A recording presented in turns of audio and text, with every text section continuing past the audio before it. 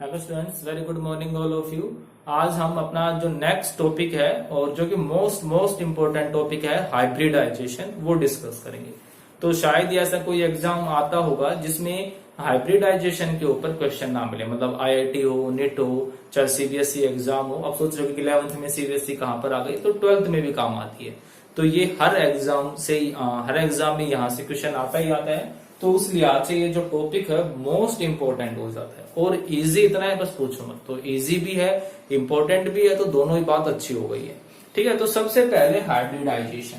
तो हमने हाइब्रिड का मतलब तो शायद आपने पढ़ा हुआ होगा ना, कि दो अलग अलग चीजों को मिक्स करवाना और फिर एक नई चीज बना देना जिसमें उन दोनों के कैरेक्टरिस्टिक्स थे, है ना। तो वो हम उसको हाइब्रिड बोलते हैं। बायोलॉजी में शायद आपने हाइब्रिड ऐसा कुछ पढ़ा होगा। ठीक है, तो अब ये बन गया हाइब्रिडाइजेशन। तो हाइब्रिड का मतलब तो इंटरमिक्सिंग होगी, बट हाइब्रिडाइजेशन का मतलब क्या हो गया कि उस प्रोसेस की बात हम बात कर रहे हैं। ठीक है, तो हाइब्रिडाइजेशन को मैं कैसे डिफाइन करूंगा, और फिर केमिस्ट्री में हम किस दो चीजों को मिला रहे हैं, हम गधे घोड़े को मिला रहे हैं, किस चीज को हम मिला रहे हैं।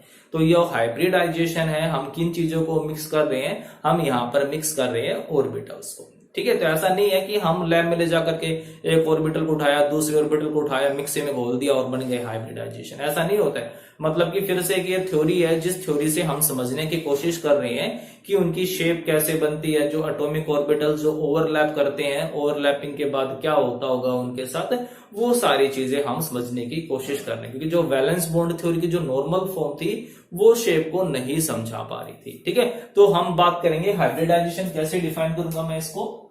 It may be defined as the process of intermixing. Defined as the process of intermixing of atomic orbitals. Intermixing of atomic orbitals of slightly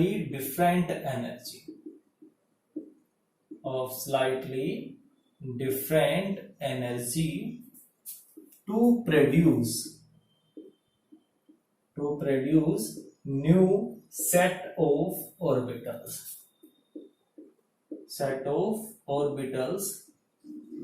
of equivalent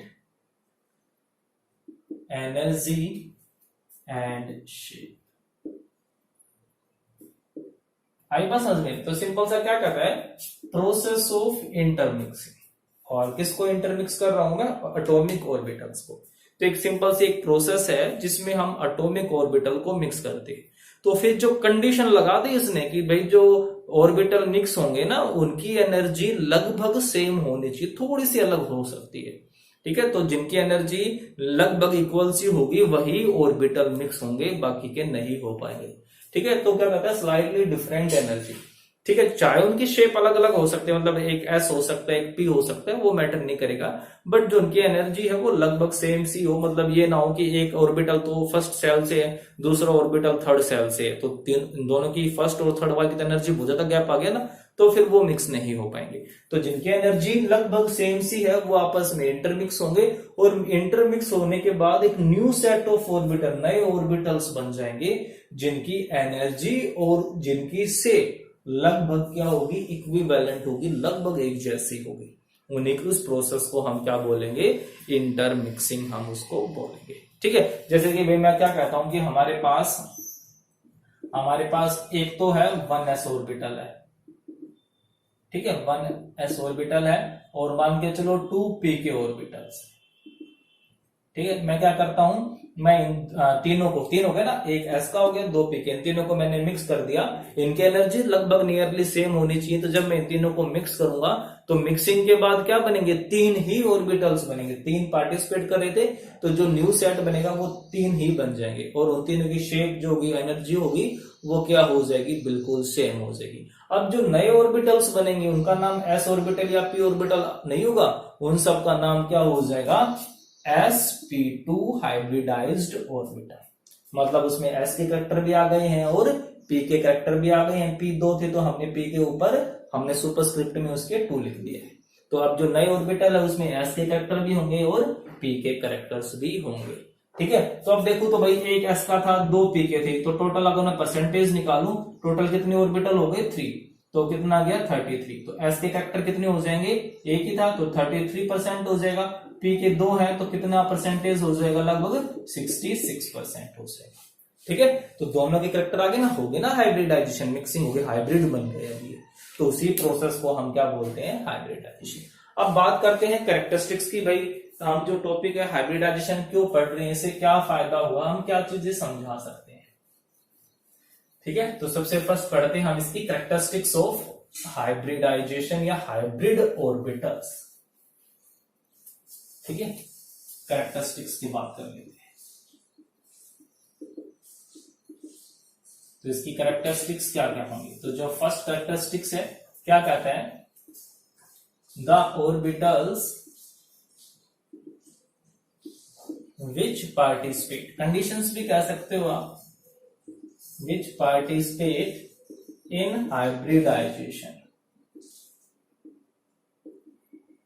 The orbitals which participate in hybridization have nearly same energy. है ना, main चीज है ये ध्यान रखना, ये main है। जैसे कि एग्जांपल बताऊं, NH3 होता है, ठीक है, NH3 ये सीखेंगे हम, NH3 की हाइब्रिडाइजेशन sp3 होती है, लगभग उसके जैसा हो गया PH3, नाइट्रोजन के नीचे कौन आ गया, फॉस्फोरस। तो बच्चे क्या कर देते हैं, भाई फॉस्फोरस की भी sp3 होगी, तो जो बिल्कुल गलत हो गया, ठीक है, बिल्कुल गलत हो गया, क्योंकि फॉस्फोरस और हाइड्रोजन के ऑर्बिटल्स में तो इतना एनर्जी गैप आ गया, वो मिक्स कैसे होंगे। तो PH3 की कोई हाइब्रिडाइजेशन होती नहीं, वो हाइब्रिडाइज होते ही नहीं, इंटरमिक्स हो ही नहीं पाएंगे। तो ये छोटी मिस्टेक्स हो जाती हैं, तो क्या ध्यान रखेंगे कि जो उनकी एनर्जी होगी लगभग सेम होगी, या ये कह सकते थोड़ा सा डिफरेंस हो सकता है स्लाइटली। ठीक है, सेकंड कैरेक्टरिस्टिक्स क्या कहता है, the number of hybrid orbitals, the number of hybrid orbitals is equal to the number of orbitals participate in hybridization.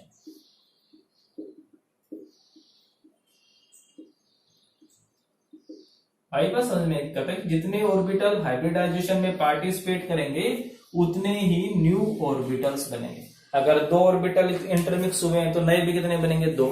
अगर 3 ऑर्बिटल इंटरमिक्स हो रहे हैं तो न्यू ऑर्बिटल्स कितने होंगे, 3 ही होंगे। ये चीज आप ध्यान में रखोगे।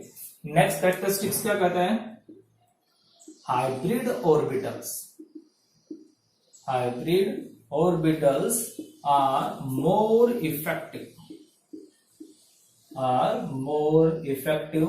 in making stable bonds,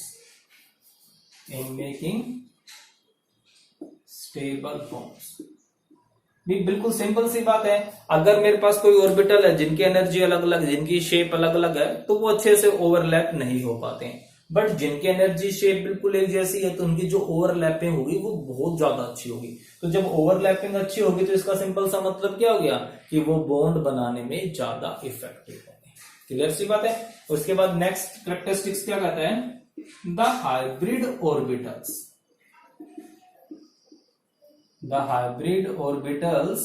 are arranged in space in specific direction,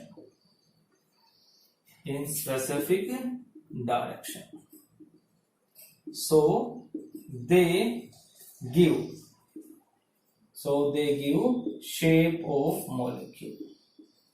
भाई जब स्पेसिफिक डायरेक्शन में होंगे तो जो टाइप ऑफ हाइब्रिडाइजेशन है, अगर 2 ऑर्बिटल है हाइब्रिड तो वो कुछ अलग डायरेक्शन में अरेंज होंगे, 3 हाइब्रिड ऑर्बिटल्स हैं वो अलग डायरेक्शन में अरेंज होंगे। तो भाई चीज कह रहा है कि भाई ये जो हाइब्रिड ऑर्बिटल्स हैं खुद को एक ऐसे डायरेक्शन में ले जाते हैं जहां पर उनकी जो स्टेबिलिटी होगी वो सबसे ज्यादा होगी, और वही अरेंजमेंट क्या कहलाती है, उनकी ज्योमेट्री कहलाएगी, या फिर हम क्या कह सकते हैं उनकी शेप कहलाएगी। आई बस समझ में। तो ये क्या होगी हमारे पास, ये होगी कैरेक्टरिस्टिक्स। नेक्स्ट बात कर लेते हैं दी कंडीशंस की, कि जो हाइब्रिडाइजेशन होगी किस किस केस में हो सकती है, what are the conditions for hybridisation.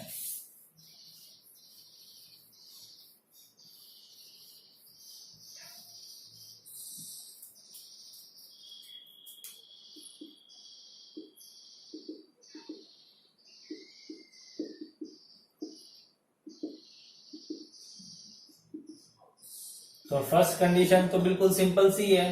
First condition क्या होगी कि जो ऑर्बिटल हाइब्रिडाइजेशन में पार्टिसिपेट करेंगे उन सबकी एनर्जी क्या होनी चाहिए, नियरली सेम होनी चाहिए, है ना।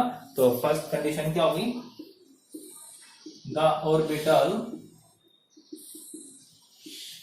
which participate in hybridization should have nearly same energy, nearly same energy। बिल्कुल सिंपल सी बात है, इनकी एनर्जी सेम होगी तभी तो वो हाइब्रिडाइजेशन में पार्टिसिपेट कर पाएंगे, ठीक है। सेकेंड कंडीशन क्या कहता है कि जो the valence shell orbitals participate in hybridization, मतलब कि जो आउटर मोस्ट सेल में जो ऑर्बिटल्स होंगे वही क्या करेंगे, हाइब्रिडाइजेशन में पार्टिसिपेट करेंगे। जो इनर वाले होंगे वो हाइब्रिडाइजेशन में पार्टिसिपेट नहीं। नेक्स्ट आता है हमारे पास, जो नेक्स्ट कंडीशन क्या कहता है कि promotion is not essential condition for hybridization. इसका मतलब क्या हुआ भाई कि प्रमोशन है वो हो जाए तो अच्छी बात है, बट असेंशियल कंडीशन नहीं है। प्रमोशन का मतलब देखो कि भाई मेरे पास अगर मैं कार्बन की बात करूं तो कार्बन का इलेक्ट्रॉनिक कॉन्फ़िगरेशन क्या होता है, 2s2 2p2, ठीक है। तो अब इसमें जो हाइब्रिडाइजेशन में जो पार्टिसिपेट करेंगे, तो प्रमोशन का मतलब ये कहना चाह रहा है कि भाई ये जो ऑर्बिटल है ना, ये दोनों, कि भाई जैसे वैलेंस बॉन्ड थ्योरी में क्या कहा था कि वही ऑर्बिटल ओवरलैप करेंगे जो हाफ फिल होंगे। तो हाफ फिल होने का मतलब क्या हुआ कि भाई इसको ये फुल फिल से क्या होना पड़ेगा, हाफ फिल होना पड़ेगा। तो ये ऑर्बिटल, ये जो इलेक्ट्रॉन है वो कहां पर पहुंचेगा, ऊपर। ऐसे नहीं पहुंचा था, अभी धक्का मार ऊपर पहुंचेगा। ये ऊपर कैसे जाएगा कि जब ये दो अनपेयर्ड इलेक्ट्रॉन बॉन्ड बनाएंगे, या फिर हमें स्टार्टिंग में थर्मोडायनेमिक्स में पढ़ोगे कि हमें स्टार्टिंग में क्या देनी पड़ती है, इनिशिएशन के लिए एनर्जी देनी पड़ती है ना। जैसे मैंने कागज को जलाया तो जलाने के लिए एक बार मुझे उसको गर्म करना पड़ेगा ना, फिर जैसे वो प्रोसेस स्टार्ट हो गई फिर वो एंडिंग तक अपने आप होती रहेगी। तो वही चीज है, तो स्टार्टिंग में इसको एनर्जी चाहिए, है ना। फिर इसने बॉन्ड बनाए तो बॉन्ड बनाने से और एनर्जी निकलेगी और उस एनर्जी से ये इलेक्ट्रॉन क्या हो जाएगा, प्रमोट हो जाएगा हायर स्ट्रक्चर में। और वो कहां पर पहुंच गया, यहां पर पहुंच गया, ये इलेक्ट्रॉन यहां से रिमूव हो गया। तो इस प्रोसेस को हम क्या बोलते हैं, प्रोमोशन कांसेप्ट। तो कहता है कि भाई वैलेंस बॉन्ड थ्योरी में कहा था कि बॉन्ड तभी बन पाएंगे जब सारे हाफ फिल हो, बट ये ऐसा नहीं कहता, कहता कि फुल फिल भी पार्टिसिपेट कर सकता है। तब इसने कहा कि जो प्रमोशन कंसेप्ट है वो जरूरी नहीं है, ठीक है। प्रमोशन कंसेप्ट है वो जरूरी नहीं है, वो बट ठीक है, हो जाए तो अच्छी बात है ना, नॉट असेंशियल, कि वो ज्यादा जरूरी कंडीशन नहीं हो, ठीक है। नेक्स्ट कंडीशन क्या कहता है कि not only half fill orbital, not only half filled orbital, not only half-filled orbital participate in hybridization,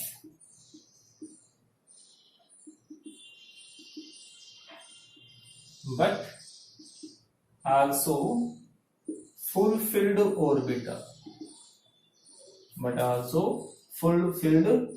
orbital, participate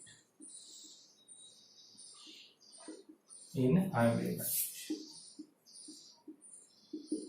ठीक है। जरूरी नहीं है कि भाई ये हाफ फिल ही होने चाहिए, तो क्या कहते हैं कि फुल फिल ऑर्बिटल्स भी पार्टिसिपेट कर सकते हैं हाइब्रिडाइजेशन भी। हमने इनको ओवरलैपिंग कोई ना करवानी, हमें क्या करवाना है, उन ऑर्बिटल्स को लेना है, उसको घोल देना है, घोल कर क्या बन जाएंगे, न्यू हाइब्रिड ऑर्बिटल्स बनेंगे। तो कहता है कि हाफ फिल जरूरी नहीं है, वो फुल फिल भी हो सकता है। ये नहीं भाई एम्पटी लेनी है हमने, ठीक है। उनमें इलेक्ट्रॉन तो होने चाहिए, तो चाहे वो हाफ फिल हो या फिर फुल फिल हो, वो सारे के सारे ऑर्बिटल्स हाइब्रिडाइजेशन में पार्टिसिपेट कर सकते हैं। वो न्यू ऑर्बिटल्स बना लेंगे जिनको हम क्या बोल देंगे, हाइब्रिड ऑर्बिटल्स, ठीक है। तो ये सारे के सारे क्या होंगे, इसकी कंडीशंस हो गई, कैरेक्टरिस्टिक्स हो गई। अब बात आती है कि भाई वो हाइब्रिडाइज कैसे होंगे, है ना। हम एग्जाम्पल की बात कर लेते हैं कि वो हाइब्रिडाइजेशन में कैसे पार्टिसिपेट करेंगे। तो सबसे पहले मैं एग्जांपल ले लेता हूं कि भाई अब कोई एक ऑर्बिटल तो पार्टिसिपेट कर नहीं सकता है ना। कोई भी जो एक ऑर्बिटल है वो पार्टिसिपेट तो कर नहीं सकता है, कम से कम 2 ऑर्बिटल तो होने चाहिए ना। तो जैसे एक एस ऑर्बिटल हो गया, ऐसे अगला किसका नंबर आ जाएगा, पी का आ जाएगा। तो फर्स्ट हाइब्रिडाइजेशन क्या होगी हमारे पास, मैं किसकी बात कर रहा हूं अब, एग्जाम्पल्स की, या ये कह सकते हो type of hybridization, type of hybridization. ठीक है, और इसमें मैं सबसे फर्स्ट क्या ले लेता हूं, हमारा जो फर्स्ट एग्जांपल है एसपी हाइब्रिडाइजेशन।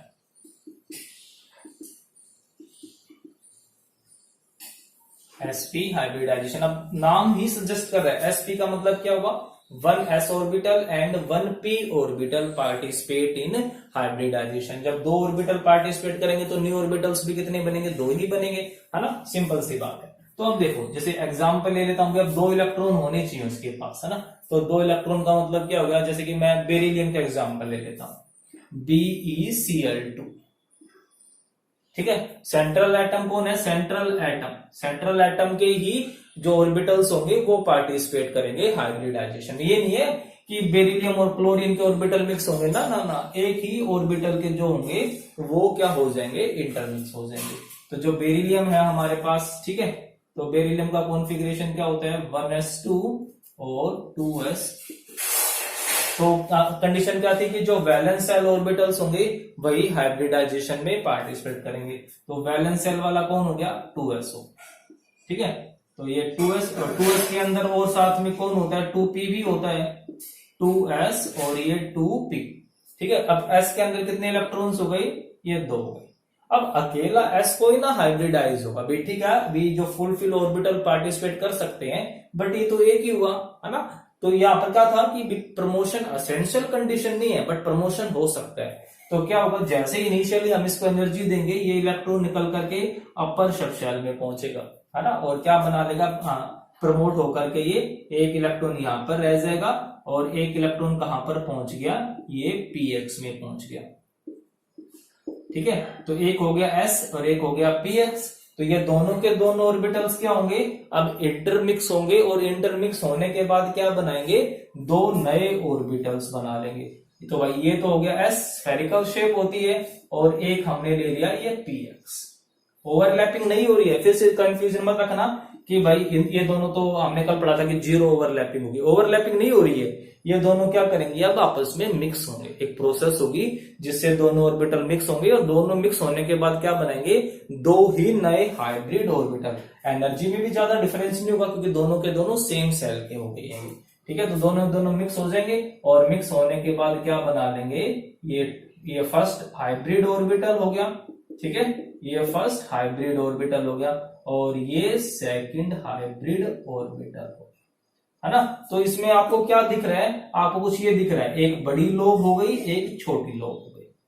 ठीक है, तो ये बन गया एक, इसमें s के करैक्टर भी आ गए हैं और p के करैक्टर भी आ गए, दोनों के 50-50% होंगे, क्योंकि एक s है और एक p है, तो 50-50% s और p के करैक्टर्स हो गए। तो इस तरीके के 2 ऑर्बिटल्स बन गए ना, क्योंकि 2 थे तो 2 ही नए ऑर्बिटल बनेंगे। तो ये क्या आ गया हमारे पास, sp हाइब्रिडाइज्ड ऑर्बिटल्स। ठीक है, हाइब्रिडाइजेशन हुई, और हाइब्रिडाइजेशन होने के बाद क्या बना लिया उसने, 2 नए ऑर्बिटल्स बना लिए। फिर उसने, हमने क्या कहा था कि भाई ये जो ऑर्बिटल्स होंगे ये एक ऐसी डायरेक्शन में अरेंज होते हैं जहां पर उनकी स्टेबिलिटी सबसे ज्यादा होगी। तो ये क्या हो गई, ये जो जब 2 ऑर्बिटल्स होंगे तो किस डायरेक्शन में अरेंज होते हैं, ये लीनियरली अरेंज हो जाएंगे। ठीक है, ये लीनियरली अरेंज हो जाएंगे। अब इसके साथ कौन जुड़ेगा, क्लोरीन जुड़ेगा, है ना। अब जो क्लोरीन की जो शेप कैसी होती है, डम्बल शेप होती है ना। क्लोरीन जो भी लास्ट इलेक्ट्रॉन क्लोरीन में किसमें होता है, सॉरी क्लोरीन के डम्बल शेप नहीं, क्लोरीन में जो लास्ट इलेक्ट्रॉन है 1s2 2s2 और 2p6 और 3s2 3p5, तो जो लास्ट इलेक्ट्रॉन किसमें है, p सबशेल में है, तो उस p की शेप कैसी होती है, डम्बल शेप होती है। तो एक क्लोरीन यहां पर ओवरलैप हो गया, ठीक है, और एक क्लोरीन जो होगा वो यहां पर ओवरलैप हो गया, और जो इसकी शेप आ जाएगी वो शेप कैसी हो गई, वो शेप आ गई लीनियर शेप। ठीक है। और हाइब्रिडाइजेशन को, ये जो ऑर्बिटल्स थे इनको क्या नाम दूंगा मैं, sp हाइब्रिडाइज्ड ऑर्बिटल। और यहाँ पर s के भी 50% करेक्टर होंगे और p के भी 50% करेक्टर होंगे। शेप जो आ जाएगी वो हमारी आ गई लीनियर शेप। अभी बस समझ में था ना, बिल्कुल इजी सा ही। बस हमने जो ऑर्बिटल्स होंगे उनकी एनर्जी नियरली सेम होनी चाहिए। नए ऑर्बिटल उतने ही बनेंगे जितने पुराने थे, और वो जो ऑर्बिटल्स बनेंगे एक स्पेसिफिक डायरेक्शन में अरेंज हो जाएंगे, और अरेंज होने के बाद क्या करेंगे, वो और भी अच्छे सिंपल बॉन्ड बना पाएंगे। हो गया ये, ठीक है। तो ये आज हम सिंपल एक ही एग्जाम्पल कर रहे हैं, पहले इसको अच्छे से पढ़ना, और फिर कल हम अपने नेक्स्ट लेक्चर में जो बचे हुए एग्जाम्पल्स है वो डिस्कस करेंगे। Okay, thank you.